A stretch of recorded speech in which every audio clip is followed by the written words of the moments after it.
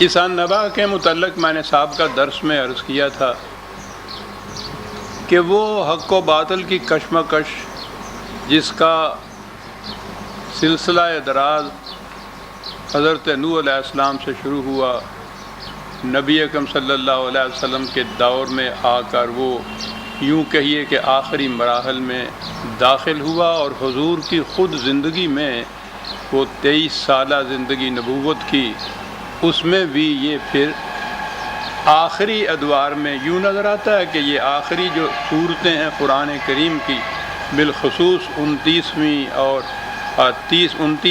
30ویں پارے کی، تو یہ اس کشمکش کے جو آخری مراحل تھے نبی اکرم صلی اللہ علیہ وسلم کی زندگی میں، ان سے متعلق تھیں۔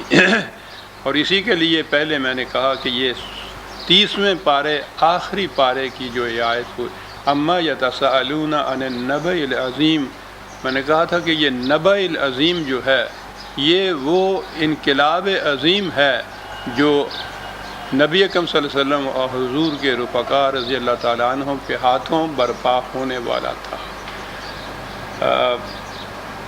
اس کے متعلق ویسے تو تفصیلاً میں نے عرض کیا تھا، یہ ایک لفظ نبا جو ہے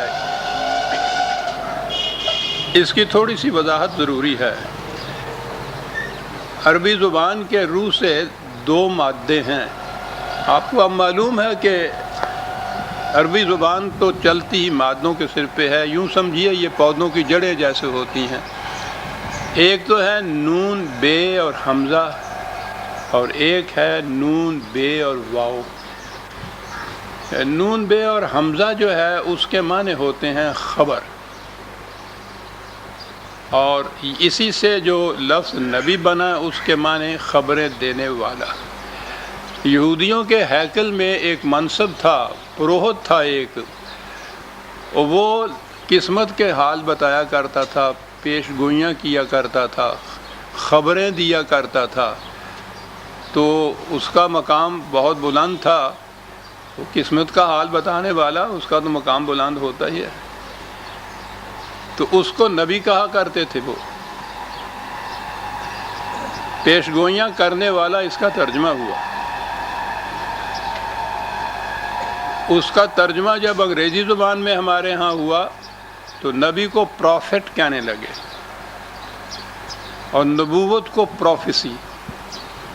تو پروفیسی تو آپ جانتے ہیں پیشین گوئی کو کہتے ہیں، تو پروفٹ پیشین گوئیاں کرنے والا، اس کا منصب یہ آ گیا۔ قرآن کریم نے یہ جو لفظ اپنے ہاں استعمال کیا ہے یہ نون بے واو کے مادے سے ہے۔ اس کے معنی ہوتا ہے مقام بلند پر کھڑا ہونے والا۔ اور یہ عجیب چیز ہے، صرف ایک لفظ سے ہی یہ پتہ چلتا ہے کہ مقام نبوت کیا ہے اور منصب نبوت کیا ہے۔ اور اس کی عملی تشریح تو نبی اکرم صلی اللہ علیہ وسلم نے جب اپنا پہلا پیغام قریش کے سامنے پیش کیا ہے تو اس کا انداز آپ دیکھیے کس طرح سے، جسے کہتے ہیں عمل رسول اللہ صلی اللہ علیہ وسلم، وضاحت کر جاتا ہے قرآن کے ان نکات کی۔ آپ نے ایک پہاڑی کے اوپر کھڑے ہو کے ان کو آواز دی تھی، اور چونکہ آپ امین کے اعتبار سے مشہور و مقبول تھے تو ان کی آواز کے اوپر یہ قریش بھاگے ہوئے وہاں چلے آئے کہ ایک امین کی آواز ہے، معلوم نہیں وہ کیا کہنا چاہتا ہے۔ تو گویا نبوت سے پہلے ہی یہ مقام تو یوں حاصل ہو گیا ہوا تھا۔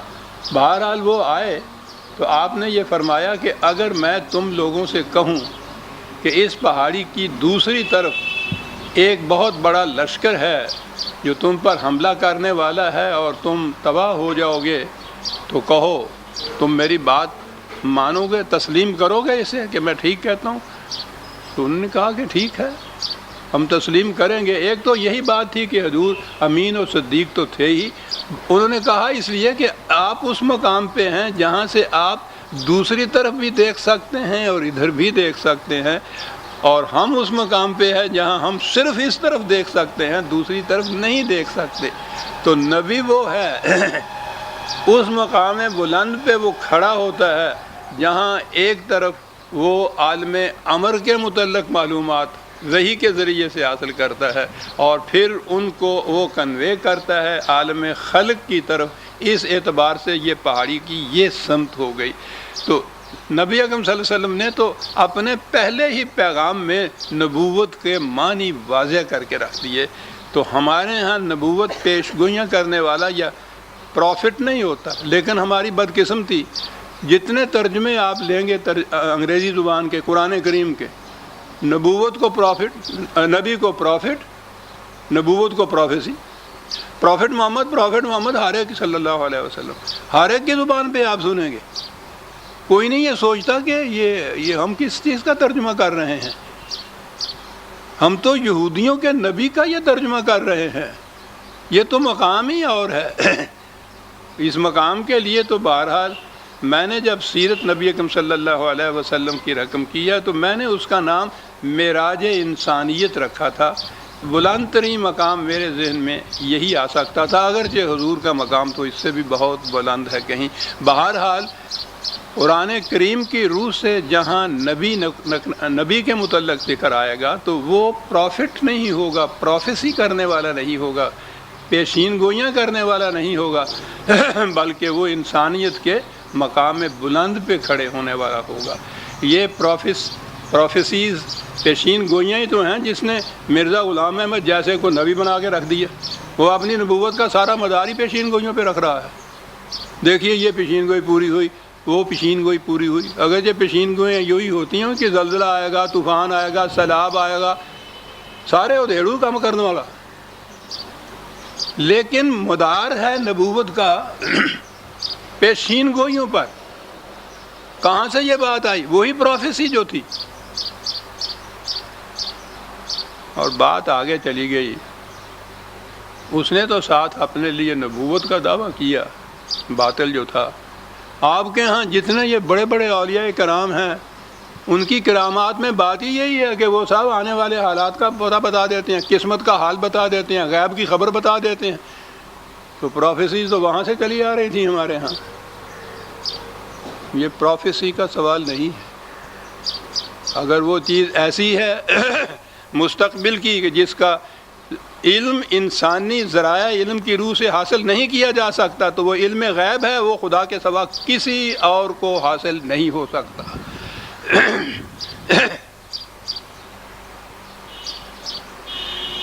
یہ تھی بہرحال نبأ العظیم۔ یہ نبأ جو ہے یہ نون بے حمزہ سے ہے، اس کے معنی ہیں خبر، انقلابی خبر جو تھی۔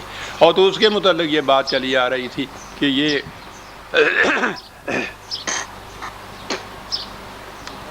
یہ کشمکش اب آخری دور میں داخل ہو گئی۔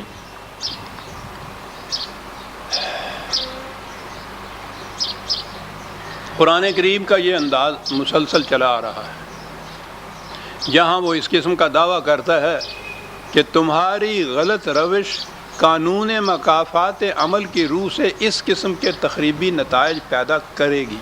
یہ دعویٰ ہوتا ہے قرآن کا۔ اس کے معنی یہ ہوتے ہیں کہ یہاں تمام سلسلہ قانون کے تابع چل رہا ہے، اور قانون یہ ہے کہ گندم از گندم بے روئے جو سے جو، گندم بو گے تو گندم اگے گی، جو بو گے تو جو اگے گی۔ جس قسم کی کا بیج ڈالو گے اسی قسم کی وہ فصل ہوگی، وہی اس کا پھل ہوگا، وہی اس کا جس قسم کا تمہارا عمل ہوگا اسی قسم کا نتیجہ ہوگا، جیسا تمہارا نظام ہوگا اسی قسم کا معاشرہ مرتکب ہوگا۔ یعنی یہ ہے اصولی چیز جو قرآن بیان کرتا ہے، اسے یاد رکھیے، شروع سے آخر تک یہی ایک چیز ہے جو دہرایا جا رہا ہے۔ وہ اس کے لیے دلائل دینے کے انداز و اسالیب مختلف اس کے ہوتے ہیں، لیکن نقطۂ ماسہ کا بنیادی نقطہ اس کا یہی ہے کہ ہر عمل اپنا نتیجہ پیدا کرتا ہے۔ اب انسانی زندگی میں جہاں دھوکہ لگتا ہے وہ یہ کہ انسان کی اس طبعی زندگی میں تو بعض اوقات بلکہ اکثر اوقات نتائج سامنے نہیں آتے، تو اس نے اس کے لیے یہ کہا کہ انسان کی زندگی اسی طبعی دنیاوی زندگی تک محدود نہیں ہے، یہ مرنے کے بعد بھی آگے چلتی ہے، اور جو آگے چلتی ہے تو وہ اس اپنے اعمال کا پشتارا اپنی کمر پہ لادے، یوں کہیے آگے بڑھتی ہے، وہ مرتب بھی ہوتی ہے اس کے اعمال سے جو اس دنیا میں اس نے کیے ہوتے ہیں، اور ان کا محسوس یا ان کا مظہر کا جو انداز ہے وہ اخروی زندگی یا قیامت کی زندگی جسے کہتے ہیں وہاں سامنے آئے گا۔ یہ ہے ملخص قرآن کی تعلیم کا۔ تو یہ پہلی آیات میں قرآن نے یہ بتا دیا کہ اب خود یہ ڈھلمل یقین ہو گئے ہیں اپنے متعلق۔ بڑی عجیب چیز تھی، میں نے پچھلی دفعہ عرض کیا تھا کہ ادبی اعتبار سے بھی ادب اور خاص طور پہ شاعری میں ایک چیز ہوتی ہے سجسٹیونیس، ایمائیت، یعنی بات واضح الفاظ میں نہ کہنا، اشارے میں بات کہنا، اور یہ تمہارے اپنے شعور پہ چھوڑ دینا کہ تم خود صحیح نتیجے پہ پہنچ جاؤ۔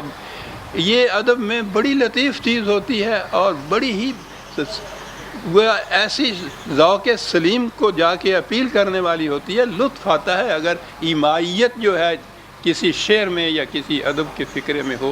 قرآن نے یہاں، قرآن کا میں نے عرض کیا تھا کہ ادبی اعتبار سے بھی اس کی مثال نہیں ملتی۔ تو انداز جو بیان کیا تھا قرآن نے بڑا عجیب لطیف انداز تھا ایمائیت کا۔ اما یتساءلون،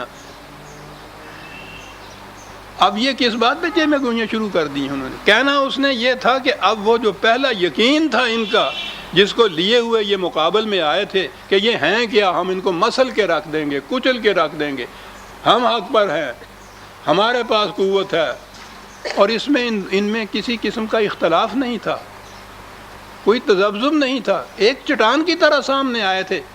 قرآن کیا یہ رہا ہے کہ اتنے عرصے کے بعد جو متعدد طور پر شکستیں ان کو ہوئیں، حالات نے تبدیلی کی، خود ان کے اپنے اندر اب کیفیت پیدا ہو گئی ہے کہ یہ چے میں گوئیاں کر رہے ہیں اس کے متعلق کہ یار بات کچھ ٹھیک بھی ہے، کچھ یہ سچے ہی نظر آتے ہیں، پتہ نہیں ہمیں کامیابی ہے۔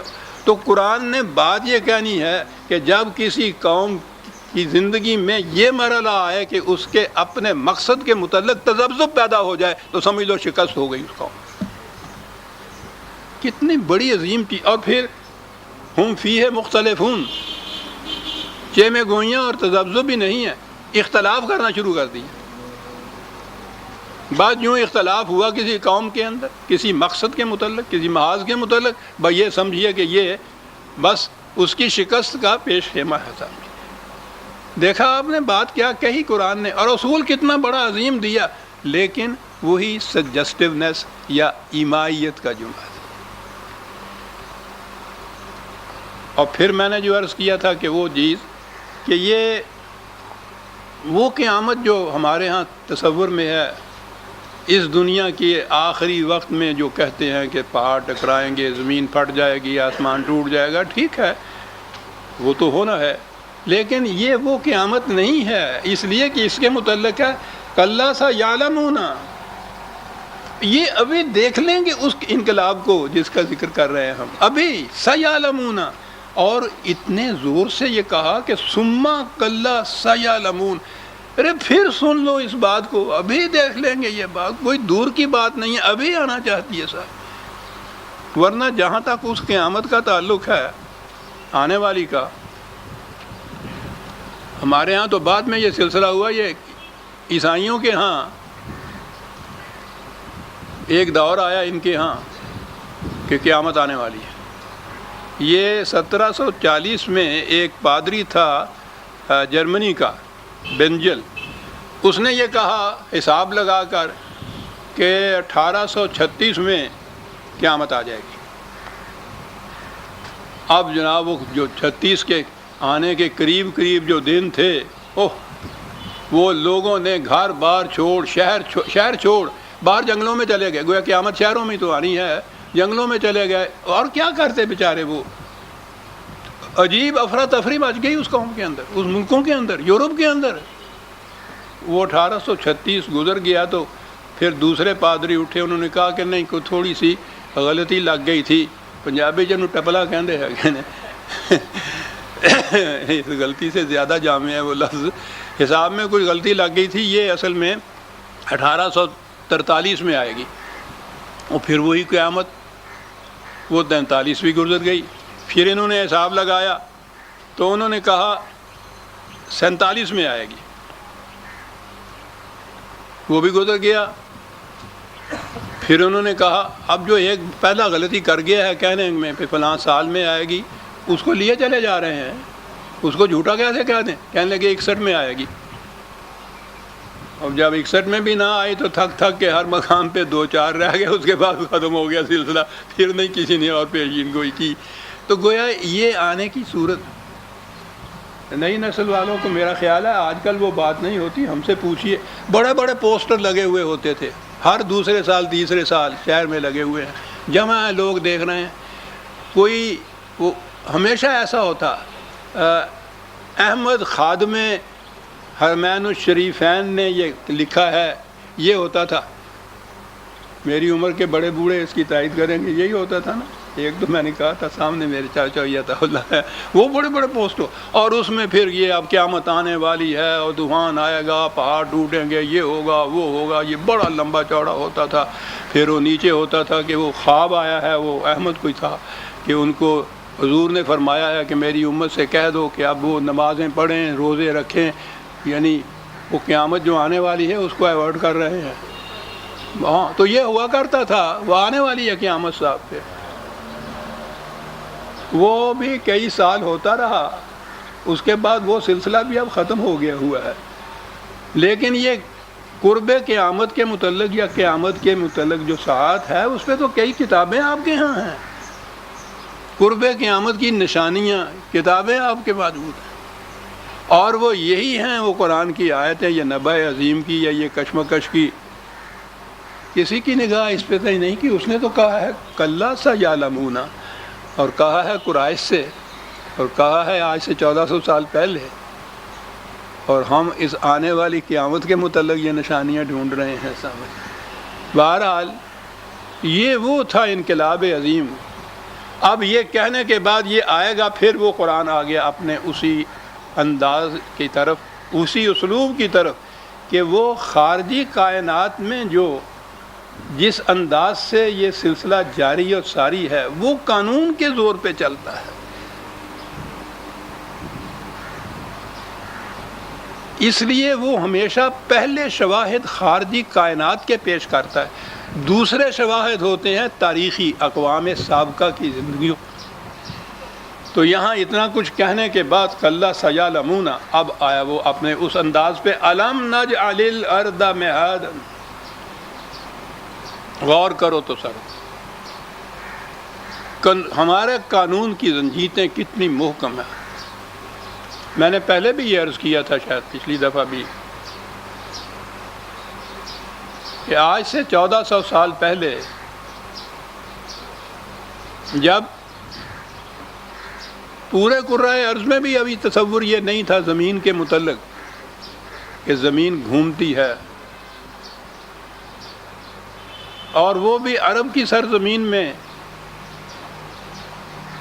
جہاں یہ عام نوشت و خوان کا ذریعہ بھی بہت محدود تھا، علم تو ایک طرف رہا، اس زمانے میں عرض کے متعلق کہنا، پھر میں وہ آیت دہرا دوں، یہ آیات جو ہیں ان کے حوالے رکھتے چلے جائیے اپنے ساتھ، 3-4 مرتبہ قرآن میں یہ چیز آئی ہے، کم از کم ایک حوالہ تو میرے سامنے ہے، 31/10 ہے، دیا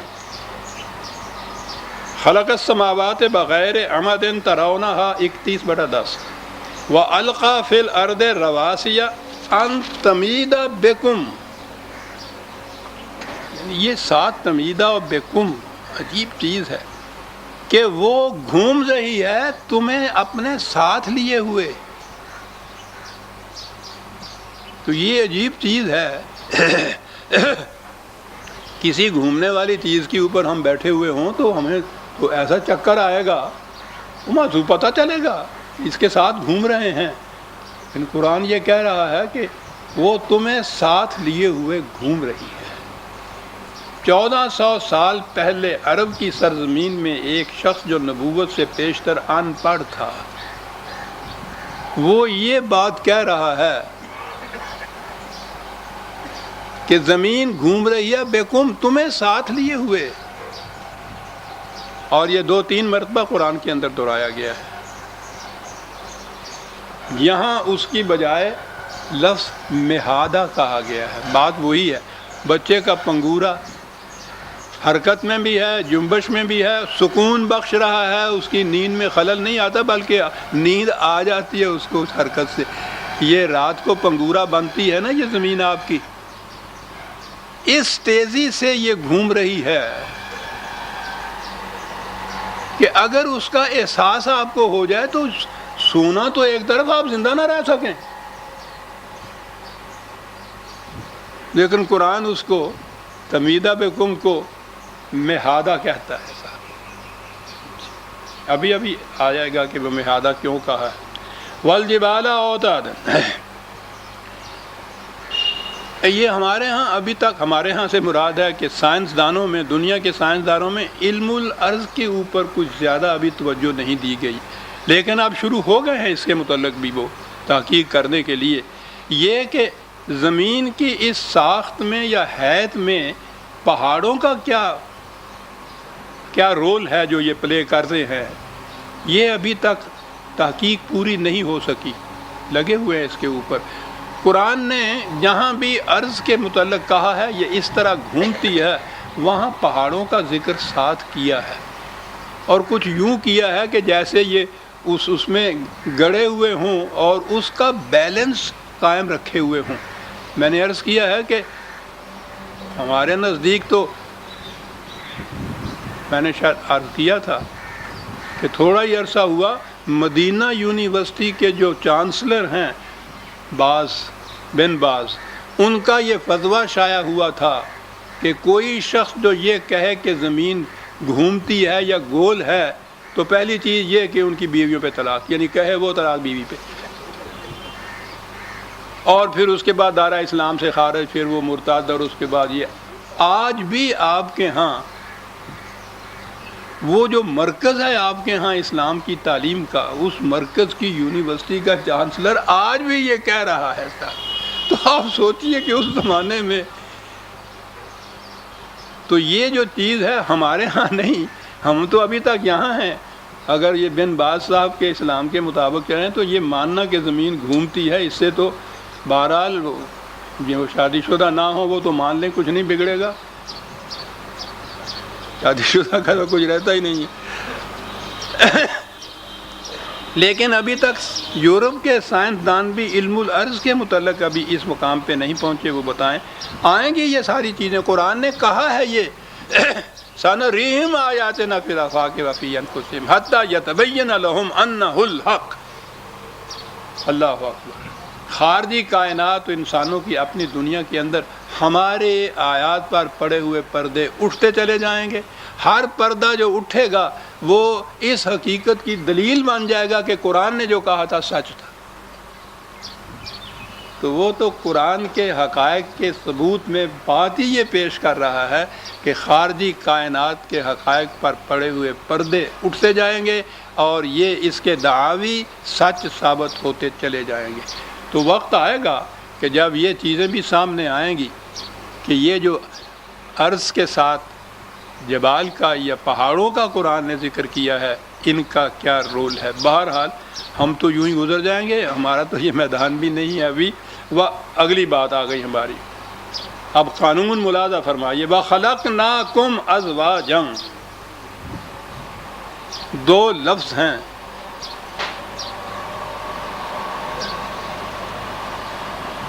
پہلے جو کچھ ہوا کرتا تھا اس کو تو چھوڑ دیجئے، اب آج آپ کے دور میں تو اس مسئلے نے بے حد شدت اختیار کر رہی ہے نا کہ عورتوں کے حقوق کیا ہیں۔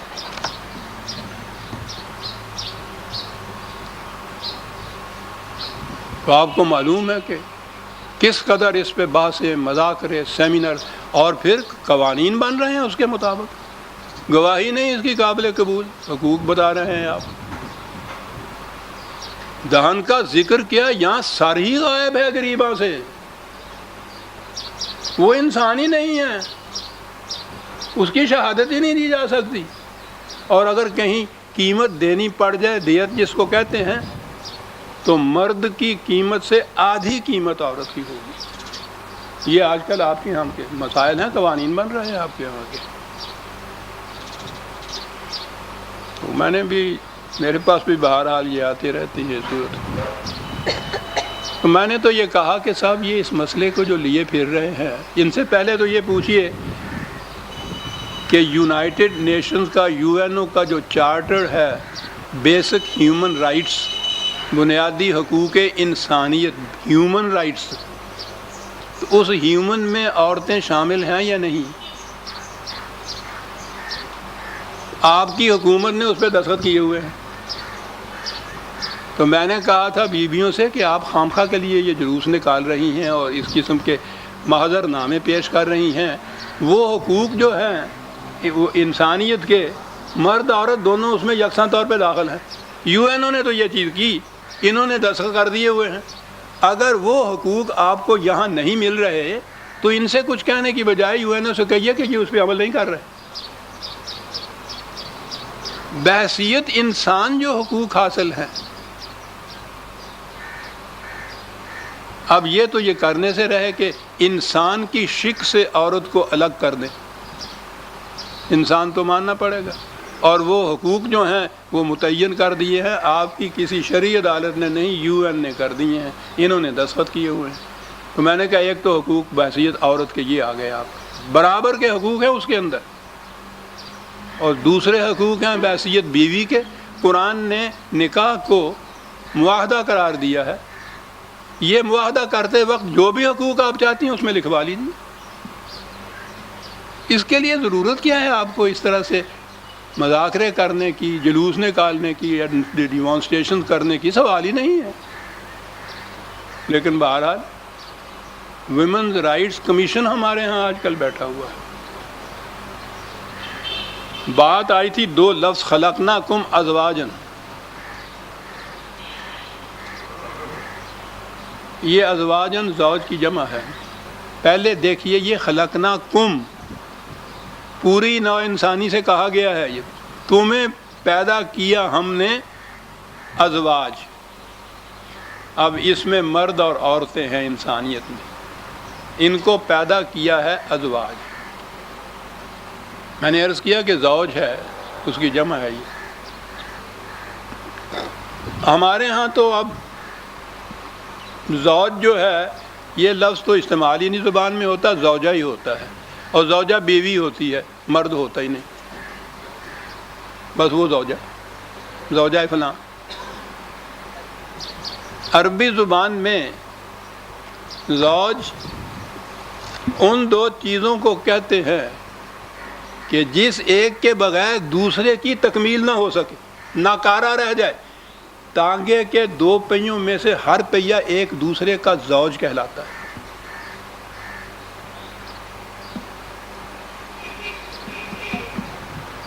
خلقناکم، پوچھئے یہ کم کے کیا معنی؟ پوری انسانیت کے لیے آیا جی۔ کیسے پیدا کیا تم لوگوں؟ ازواجن، پیدا ہی اس طرح سے کیا ہے تم کو، عورت اور مرد کو، کہ ایک کے بغیر دوسرے کی تکمیل ہی نہیں ہو سکتی، وہ بیکار ہو کے رہ جاتا ہے۔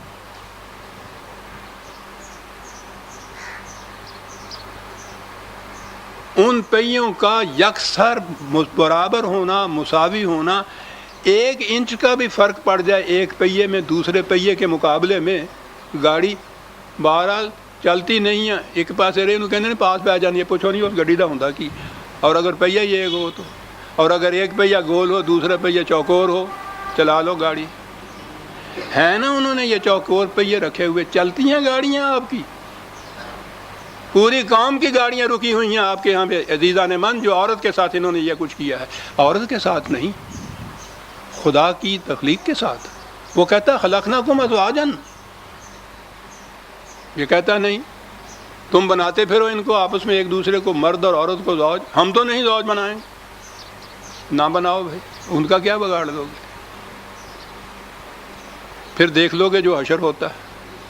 خلقناکم ازواجا عزیزان من، مسئلہ حل ہو جاتا ہے۔ قرآن ہے، اس کا اپنا انداز ہے۔ سوال ہی یہاں نہیں کہ الگ الگ حقوق کا تعین کیا جائے، نہ دو حقوق ان کو، دوسرا پہیہ ہے نہیں، چلا لو گاڑی۔ خلقناکم ازواجا، وہ آپ نے غور فرمایا کہ قرآن کس انداز سے اتنے اتنے بڑے مسائل معاملات کو حل کر کے رکھ دیتا ہے ایک لفظ ازواج سے۔ قرآن نے یہ زوج کا لفظ خاوند کے لیے بھی استعمال کیا، خود قرآن میں یہ ہے، تو وہ تو کرنا ہی تھا جب اس نے ازواج کہا ہے دونوں کو۔ تو بس جس آئین میں، جس نظام میں، جس معاشرے میں یہ ایک دوسرے کے زوج نہیں ہیں، وہ غیر قرآنی معاشرہ ہے، خدا کی مشیت کے خلاف ہے، اس کی تخلیق کے خلاف ہے۔ وہ کہتا ہے خلقناکم ازواجا۔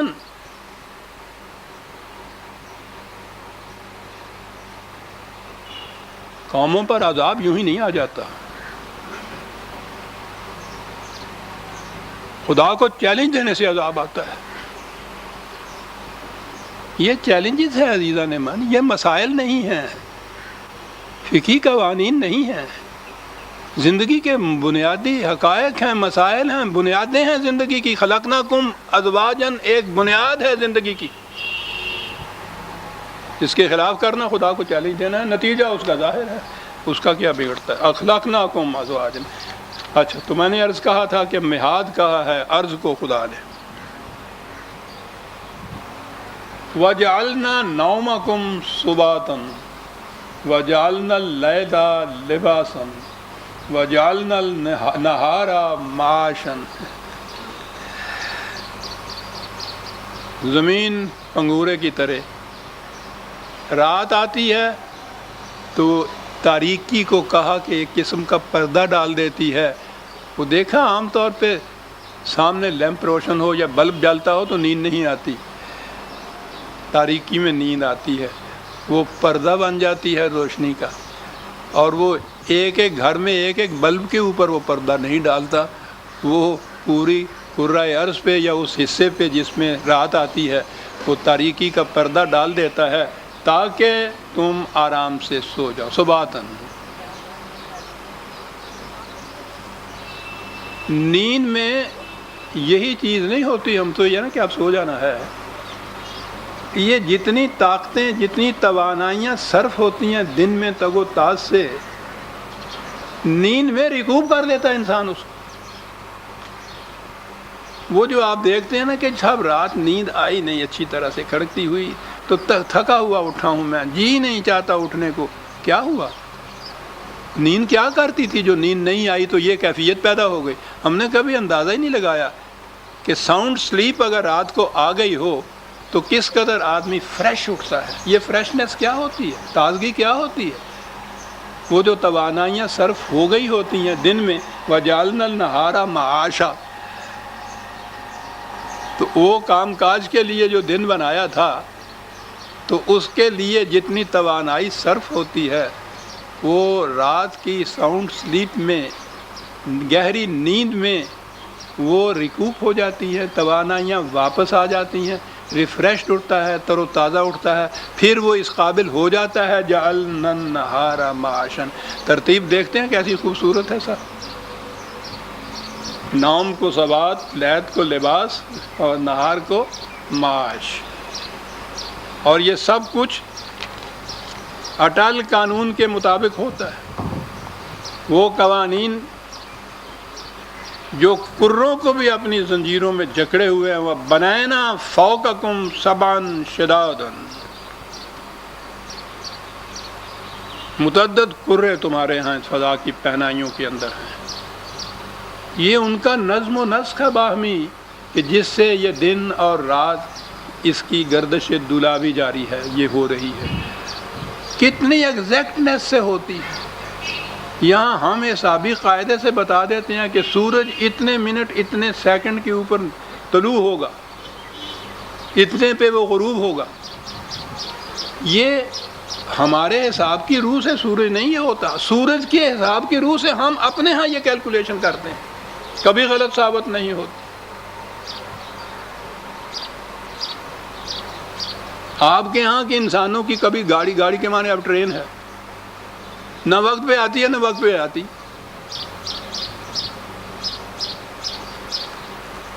جب پوچھو یہ کیا ہے جی ہوا پانی کا کھیل ہے گا, کسی دی اختیار ہی تھوڑا ہے گا, اختیار چیز نہیں ہے گا. ٹھیک ہے, وہ غنیمت ہے کہ وہ چیزیں تمہارے اختیار میں نہیں رکھیں. کہیں اگر سورج چاند بھی ان کے اختیار میں ہو جاتا پوچھو ہی نہیں کیا اجر برپا ہوتا تھا. وجعلنا سراجن وہابا, ایک ہی چیز میں سورج پیدا کیا, روشنی بھی دی, حرارت بھی دی. ہم نے دو لفظ پڑھے, زیادہ سے زیادہ ان کے دو معنی یہ لیے. سائنسدان سے پوچھو کہ حرارت کا اور روشنی کا زندگی کے ساتھ کتنا گہرا تعلق ہے.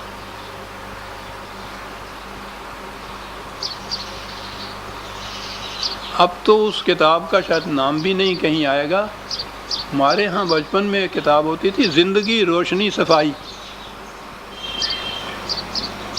شاید ذہن میں آ جائے میرے معاصرین کے. وہ نصاب تھی پتہ نہیں چوتھی پانچویں زمانے پر. اس میں روشنی خاص طور پہ زندگی اور روشنی کا تعلق جو تھا اس زمانے میں سمجھایا جاتا تھا. پھر حرارت کا تعلق, تو یہ پودوں کے متعلق تو عام سیدھی سی بات ہے. اگر اس میں روشنی نہ پہنچے, اگر ان کو حرارت نصیب نہ ہو, ان میں نمودی نہیں ہوتی, نشو و نمائی نہیں ہوتی.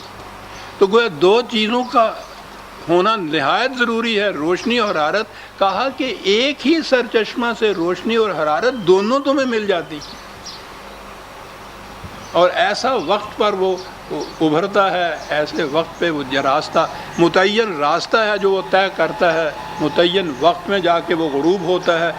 کہا کہ کہو یہ کسی قانون کی شہادت دیتا ہے یہ نظام, یا یہ ہے کہ یہ لا قانونیت ہے کہ ظالم ظلم کرتا رہے کوئی پکڑ ہی نہ سکے. لا قانونیت تو نہیں ہے. جعلنا سراجا وہاجا وانزلنا من المعصرات ماء ثجاجا. کیا بات ہے, کئی لفظ تھے عربی زبان میں بادلوں کے لیے. بادلوں کو معصرات کہنا تھا. واہ, معصرات عصر, اس کے معنی ہوتا ہے کسی چیز کو نچوڑ کر اس کے ہاں سے جتنی چیزیں ایسی ہوں جو ناکارہ ہوں, ناکامیاب ہوں, ان کو الگ کر دینا, اور کشید کیا ہوا پانی جو ہے اس کو اٹھانا. کشید کیے ہوئے پانی کو بادل کہنا. آج سمجھ میں بات آتی ہے جو کہتے ہیں کہ سارا نظام جو آپ کے ہاں فطرت کا واٹر ورس کا چل رہا ہے, اس کی بنیاد یہ ہے سمندر کا پانی تو ایک گھونٹ بھی آپ نہیں پی سکتے, وہ تو ہلاکت ہوتی ہے. پھر اس کے اندر جو کثافتیں ملی ہوئی ہوتی ہیں وہ ایسی نہیں ہوتی کہ فلٹریشن سے وہ دور ہو جائیں, وہ اس کو محلول کہتے ہیں. وہ اس میں ایسی حل ہوئی ہوتی ہیں کہ صرف ڈسٹلیشن سے الگ ہو سکتی ہیں, وہ فلٹریشن سے نہیں. یہ نہیں ہے کہ کوئی ململ کا کپڑا یا اس قسم کی چیز لی, پانی ڈال دیا اس میں, یہ ٹھیک ہے دردرے مادے جن کو کہتے ہیں وہ تو اس کے اندر آ جائیں گے, لیکن جو حل ہوا مادہ اس کا ہوگا وہ تو اس میں نہیں آئے گا, وہ تو ڈسٹلیشن سے آئے گا. نظام یہ ہے کہ سورج کی روشنی سمندر سے جتنے بھی ہلاکت آمیز زندگی کے خلاف جانے والے مادے ہیں وہ سمندر میں رہنے دیتی ہے, کشید کر کے سورج کی کرنیں لے جاتی ہیں اوپر مصفہ پانی کو.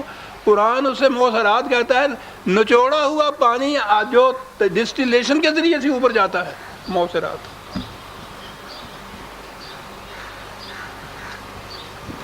اور عربی کے مرادفات کیا کام دیتے چلے جا رہے ہیں سب. تو قرآن آ ہی سکتا تھا اس زبان میں. یہاں جو محیر العقول نظام قانون کا بتایا ہے نا, اس کے لیے معصرات کا لفظ آ رہا ہے, ورنہ صاحب کا لفظ بھی تو تھا. معصرات مان سجاجن لے جاتے ہیں اس طرح سے کشید کر کے, اور پھر بلیوں اچھلتا ہوا پانی تمہارے اوپر, صاف مقدر پانی تمہارے اوپر برستا ہے, تاکہ لنخرج بہ حبا و نباتا و جنات الفافا, تاکہ اس میں سے اجناس بھی اگیں, سبزیاں ترکاریاں بھی اگیں, پھل بھی پیدا ہوں. ایک ہی قسم کا پانی مختلف اقسام کی چیزیں اس میں سے پیدا ہوتی چلی جاتی ہیں اس کے ذریعے سے. کہتا ہے یہ جو پیدا ہوتی جاتی ہیں ان کو تم دیکھتے ہو، نظام کیا ہے؟ جو بیج بوتے ہو اس قسم کا پھل آتا ہے۔ بات ساری یہ کہنی تھی۔ تو کہا کہ اگر یہ خارجی کائنات میں یہ اصول و قانون ہمارے ہاں کا جاری و ساری ہے تو تم اس کائنات سے الگ ہو کہیں، تم پہ قانون یہ نافذ نہیں ہوگا۔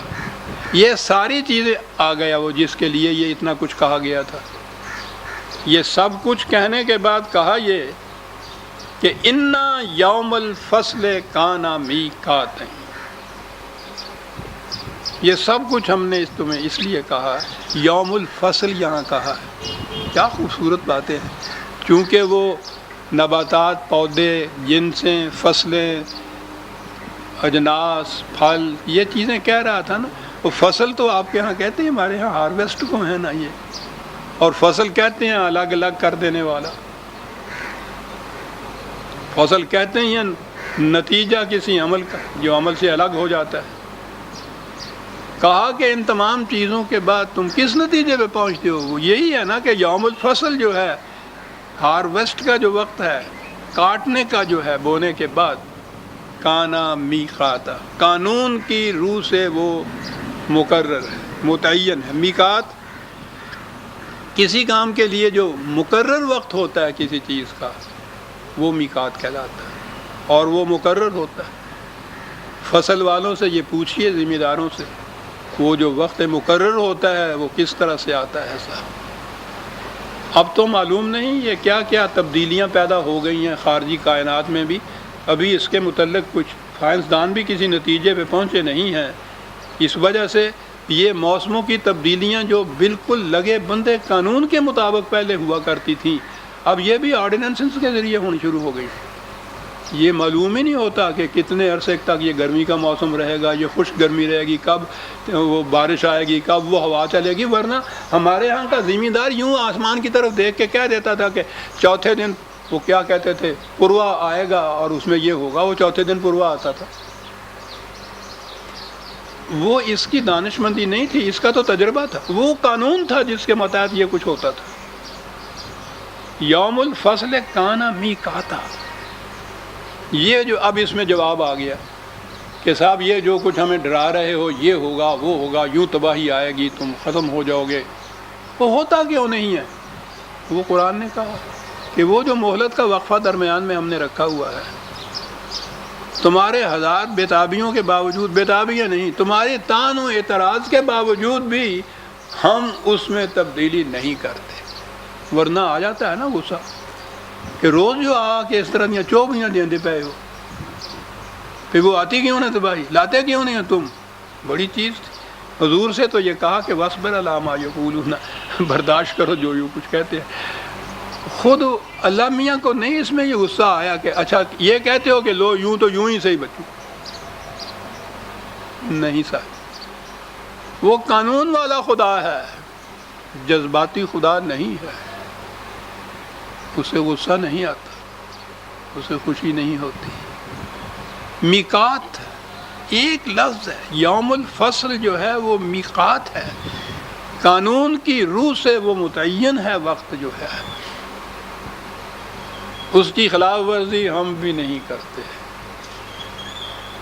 اور جو بھی خدا کے نام کے اوپر اس دنیا میں نظام اقتدار قائم کرے گا، خدا کی صفات میں یہ صفت اس کے لیے ہوگی کہ قانون کے خلاف وہ کبھی نہیں کرے گا۔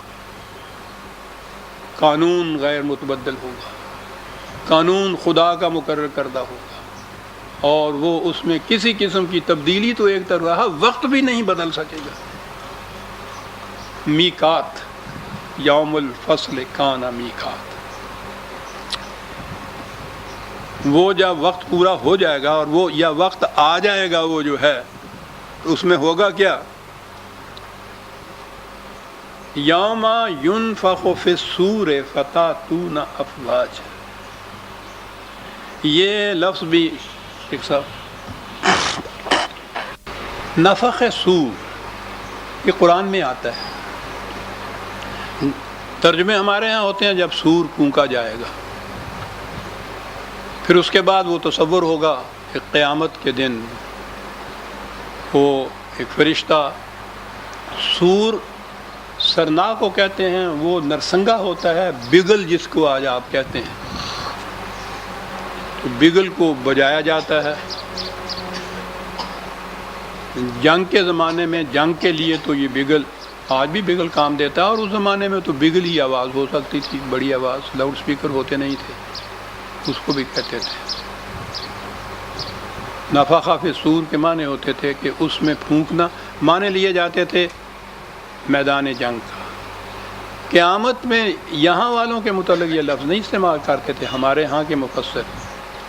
قیامت میں ایک فرشتہ سور پھونکے گا، نرسنگا، اور پھر یہ مردے قبروں سے اٹھیں گے، اور اٹھ کے تو وہ وہاں میدان حشر میں جائیں گے۔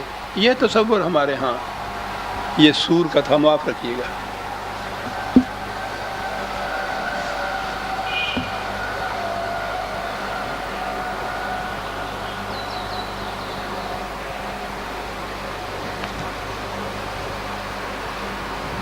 جیسا بار بار میں دہرائے چلا جا رہا ہوں، آخرت کی زندگی کے متعلق جو کچھ بھی قرآن نے کہا ہے اس پر ہمارا ایمان ہے، لیکن وہ ہمارے شعور کی موجودہ سطح سے بلند چیز ہے۔ وہ حقائق ایسے ہیں کہ اس وقت ہم ان کو بیان ہی نہیں سمجھ سکتے وہ کیا ہے۔ مثال کے ذریعے سے قرآن نے بیان کیا ہے، تشبیہاً تمثیلاً ہی ہم سمجھ سکتے ہیں کہ وہ کیا ہے، حقیقتاً نہیں سمجھ سکتے کہ ان کی کنہ اور حقیقت کیا ہے۔ ہمارا ایمان ہے، ٹھیک ہے، ایسا بھی کچھ ہوگا، لیکن جیسا کہ میں نے عرض کیا ہے، اس کا تعلق صرف اخروی زندگی سے نہیں ہے، قرآن کا تعلق اس دنیا کی زندگی سے ہے۔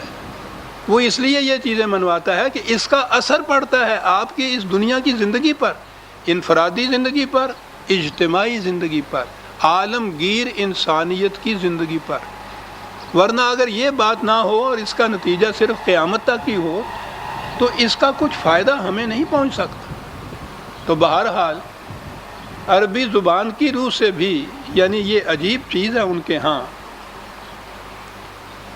صورت تو آپ جانتے ہیں نا، سواد کے ساتھ جو صورت ہوتی ہے، شکل و صورت جس کو آپ کہتے ہیں، صورت ہوتی ہے، وہ پیکر ہوتا ہے، فگر جسے آپ کہتے ہیں کوئی چیز، اس کی جمع بھی صور ہے، پیکر۔ وہ پیکر جن میں توانائیاں نہیں رہتی ہیں، ان میں نئی توانائیاں پھونک دی جائیں گی۔ وہ قومیں جن کو کمزور کر دیا گیا تھا، بے بس کر دیا گیا تھا، ناتواں بنا دیا گیا تھا، وہ انقلاب ایسا آئے گا کہ ان کے جسد ناتواں کے اندر نئی توانائیاں پھونکی جائیں گی۔ میں یہ مفہوم لیا کرتا ہوں، اور اس کے لیے اگلی آیت اگلی صورت جب آئے گی نا، وہاں اس کی تفسیر ملے گی کہ یہ جو انقلاب والے ہیں، یہی بات نہیں ہے کہ یہ خود اپنی کامیابی اور اپنی فتح چاہتے ہیں، اپنا غلبہ چاہتے ہیں، ورنہ عام طور پہ تو مقصود یہی ہوتا ہے سلطنتوں کا بھی، افواج کا بھی، کہ اپنا غلبہ، اپنی وکٹری۔ وہاں کہا ہوا ہے کہ یہ بات نہیں ہے، بات تو وہاں تفصیل سے برس کروں گا۔ کہا یہ ہے کہ یہ وہ ایک مثال جو ہے وہ عرض کر دوں، وہ بچپن کے پڑھی ہوئی یہ چیزیں بھی کام آ جاتی ہیں۔ وہ تصوف والے اور شریعت والوں کی تو آپس میں کھٹ پٹ چلی آتی ہے نا، یہ تو وہ تصوف والے کہا کرتے تھے کہ یہ شریعت والے یہ ٹھیک ہے، یہ دریا میں چھلانگ لگاتے ہیں، تیرنا جانتے ہیں تاکہ خود دوسرے کنارے جا لگیں، اور تصوف والے ہم بھی دریا میں چھلانگ لگاتے ہیں تاکہ ڈوبنے والے کو بچا کے لے جائیں۔ ہے تو بڑی چیز، قرآن آگے چل کے بتائے گا کہ یہ جو غلبہ اپنا چاہتے ہیں، اپنی کامیابی چاہتے ہیں، اس لیے نہیں کہ یہ خود دریا کے پار ہو جائیں، یہ اس لیے چاہتے ہیں کہ وہ جو پار خود نہیں ہو سکتے ان کو ساتھ لے کے پار ہو جائیں۔ یہ تھا، اگلی صورت میں آئے گی یہ بات۔ تو یہ جو قرآن نے یہ کہا کہ ان کے یہ تو غالب آئیں گے ہی، ان کے غلبہ سے وہ قومیں کہ جن کو کچل کر رکھ دیا، کمزور بنا دیا، ناتواں بنا دیا، جن کو جسد بے جان بنا دیا ہے، ان کے ان پیکروں میں اثر نو توانائیاں پھونکی جائیں گی، اور کیفیت یہ ہوگی فتاتون افواجا، یہ واضح کر دیا اس بات میں کہ جو 2 قدم نہیں چل سکتے فوج در فوج آئیں گے، پھر یدخلون فی دین اللہ افواجا اذا جاء نصر اللہ والفتح، دیکھا نا کیا اس کا نتیجہ ہوگا، یدخلون فی دین اللہ افواجا۔ تو یہ جو ہے نفخ صور، ان دونوں مفاہیم میں سے میں اس کو ترجیح دیا کرتا ہوں، یہ جو سباق سیاق کہلاتے ہیں کہ جو چلا آتا ہے موضوع یا مضمون، اس کے اندر کیسے فٹ ان ہوتی ہے بات، یہی تدبر فی القرآن ہے۔ اسے یاد رکھیے کہ یہ جو مختلف مرادفات کی روح سے مختلف معنی ہوتے ہیں، ان میں سے کوئی ایک معنی آپ نے منتخب کرنا ہوتا ہے کہ یہاں کون سا معنی ہو۔ یہ بات کہ سیاق و سباق اور مفہوم کے اعتبار سے ان میں سے کون سا معنی فٹ ان کرتا ہے، یہ ہے تدبر فی القرآن۔ فتاتون افواجا اس طرف ذہن کو لے آتا ہے کہ یہ ان کے لیے ہے جو چل نہیں سکتے تھے اپنے پاؤں، انہیں اس قابل بنا دیا جائے گا کہ فوج در فوج جائیں گے، اور اس سے پھر کیا ہوگا، وَفُتِحَتِ السَّمَاءُ وَكَانَتْ أَبْوَابًا۔ یا تو یہ بلندیاں جو ہیں، آج تو ہم یہ بھی کہہ سکتے ہیں کہ وہ چاند پہ بھی گئے اور مریخ پہ بھی گئے، یہ نہ بھی ہوں، سماوات کے معنی اگر مرادفات کی روح سے لیے جائیں، یہ بڑے بڑے اپنے آپ کو بلندیوں پر سمجھنے والے لوگ جو تھے، آسمانوں پہ چڑھے ہوئے، آسمانوں کی بلندیوں پہ چڑھے ہوئے، ان کے ہاں کے چوپٹ دروازے کھول دیے جائیں گے۔ وَسُيِّرَتِ الْجِبَالُ فَكَانَتْ سَرَابًا۔ پھر میں نے عرض کیا کہ جبال عربی زبان میں یہ بڑے بڑے سردار جو ہوتے تھے، اخوان ہوتے تھے، ان کو جبال کہا کرتے تھے، جو گڑے ہوئے ہوں، جن کے کھونٹے، جن کو زام یہ ہو کہ ہمیں کون اٹھا سکتا ہے، ہمیں کون اپنے مقام سے ہلا سکتا ہے۔ قرآن نے یہ کہا کہ یہ اپنے مقام سے ہل جائیں گے، ایسی ریت بن جائیں گے۔ کیا بات ہے سراب کا یہاں کہنے، سوریہ تیلی بات بڑی عمدہ تھی، پہاڑ اپنے مقام سے ہل کے ریت کے ذروں کی طرح ہو، اور وہ ذرے ایسے، سراب آپ کو معلوم ہے نا کیا ہوتا ہے، یکسر فریب۔ یہ جو یہاں تو ہمارے ہاں وہ ریت ہوتی نہیں، یہاں کبھی کبھی یہ ابھی یہ جو موسم گرمی کا ہے، یہ جو سڑکیں ہمارے ہاں ایسفلٹ کی، دوپہر کے وقت دور سے آپ دیکھیے تو دور سے سڑک پہ پانی نظر آتا ہے آپ کو، وہ پانی نہیں ہوتا، فریب نگاہ ہوتا ہے۔ تو یہاں تو یہ کبھی کبھی ہوتا ہے، صحرا میں تو یہ فریب عام ہوتا ہے، دور سے کھڑا ہوا، اور وہاں پانی کی تلاش مسافر کے لیے پوچھو نہیں، زندگی موت کا سوال ہوتا ہے۔ دور سے دیکھتا ہے کہ دور تک پانی ہی پانی ہے، وہ سب وہ لپکتا ہے اس کی طرف، قریب جاتا ہے تو وہ نظر آتا ہے کہ پانی نہیں، وہ بھی صحرا ہی تھا۔ تو جو چیز اس طرح سے فریب دے کہ ہو تو صحرا اور پانی بن کر دکھائی دے، کیا تشبیہ ہے قرآن کی، کہ یہ جو اتنے اتنے بڑے نظر آ رہے ہیں، تم دیکھو گے، ان کے قریب جا کر دیکھو گے تو یہ پانی نظر نہیں آئے گا، نخلستان کا چشمہ نہیں یہ ہوگا، فریب کا دریا و سمندر ہوگا۔ یہ بڑے بڑے جو ہیں، ان کی ترہ بازیاں جو ہیں، ان کے پیچ و خم کھل جائیں گے، یہ ہے ابواب کا کھل جانا، اور ان کی کیفیت یہ ہوگی کہ اپنے مقام سے ہل جائیں گے اور فریب نگاہ بن جائیں گے ساتھ۔ یہ اس لیے کہ اِنَّا جہنم کانت مرصادا،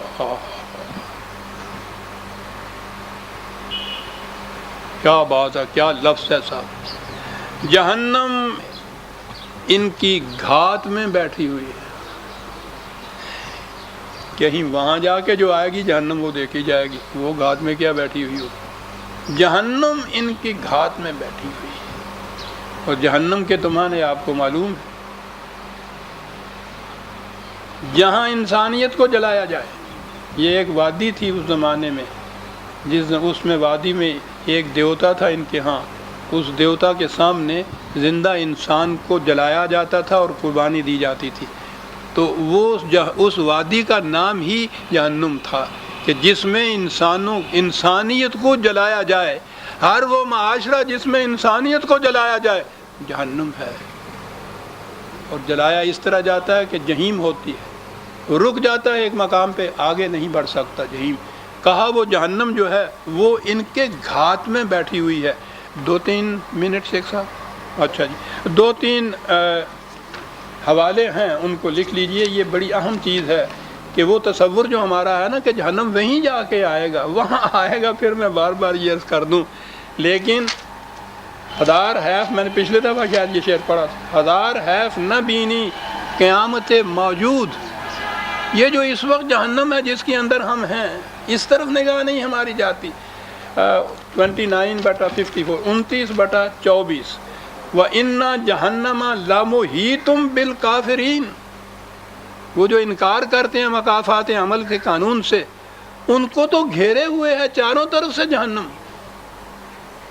محیط اس چیز کو کہتے ہیں جو اس وقت احاطہ کیے ہوئے ہو، گھیرے ہوئے ہو اس کا۔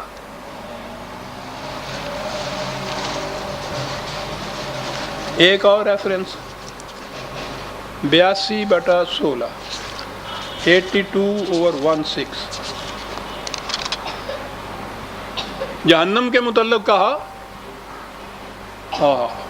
بات تو دور سے چلی آتی ہے لیکن یہیں کافی ہے۔ وَمَا هُمْ عَنْهَا بِغَائِبِينَ، یہ تو نہیں اسے دیکھ رہے، وہ ان کو دیکھ رہی ہے، وہ ان سے غائب نہیں ہے، ان کی نگاہوں میں وہ غائب ہے، اس کی نگاہوں میں یہ غائب نہیں ہے، یہ سب یہاں موجود ہیں۔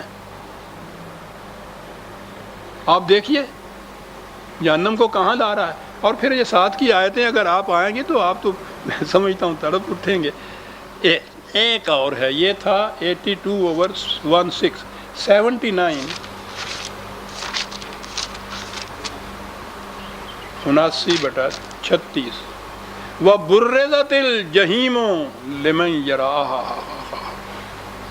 جہیم تو آج بھی اسی طرح سے موجود ہے، لیٹنٹ جسے کہتے ہیں، چھپا ہوا جسے کہتے ہیں، مضمر جسے کہتے ہیں، لمن یرا، دیکھنے والوں کے سامنے ابھر کر جہنم آ جائے گا، دیکھنے والوں کے سامنے، جن کو بصیرت حاصل ہے ان کے سامنے تو جہنم ابھر کے آ جاتا ہے صاحب۔ یہ ہے وہ جہنم جس کے متعلق کہا کہ ان جہنم کانت مرصادا للطاغین مآبا۔ بہرحال اب وقت نہیں، یہاں سے ہم یوں کہیے کہ سورہ النبا کی آیت 20 تک ہم آ گئے، 21 یا 22 تک آ گئے، اس کے بعد آئندہ لیں گے۔ ربنا تقبل منا انک انت السمیع العلیم۔ شکریہ۔